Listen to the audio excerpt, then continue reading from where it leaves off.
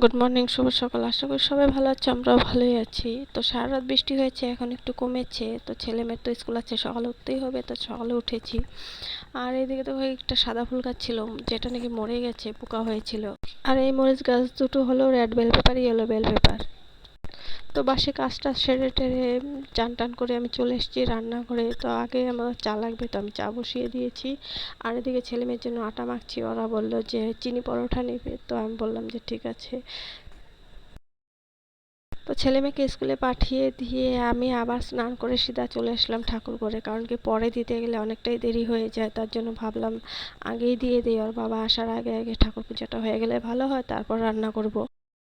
তো ওই দিক দিয়ে রান্না করছিলাম, আর এর দিক দিয়ে একটা আর্জেন্ট কুর্তি আছে, ওটা আমাকে সেলাই করতে হবে। তো ওইটা এখন কাটিং করছি, পরে সেলাই করব।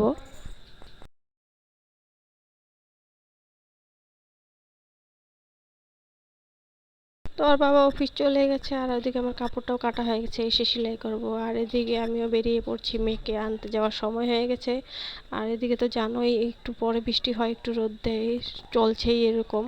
তো তো মেয়েকে নিয়ে চলে আসলাম। আর রোজকার রুটিন জানোই, আন্টির দোকানে ঢুকবে, আর আন্টির দোকানে ঢুকে আন্টির সঙ্গে একটু দুষ্টামি করবে। তো ওকে বললাম চল বাবা একটু ওদিকে যাই, দেখি কি কি আছে না আছে, পছন্দ হলে একটু সবজি নিয়ে নিব। বললো চলো মা একটু ঘুরে আসি। আর আমার মেয়ে ঘুরতে বহুত পছন্দ করে। তো ঘরে আসার পর বললাম বাবা স্নান করে নে, তারপর তুলসী গাছে জলটা ঢেলে আস, তারপর তোকে খাইয়ে দিই, তারপর ঘুমাস।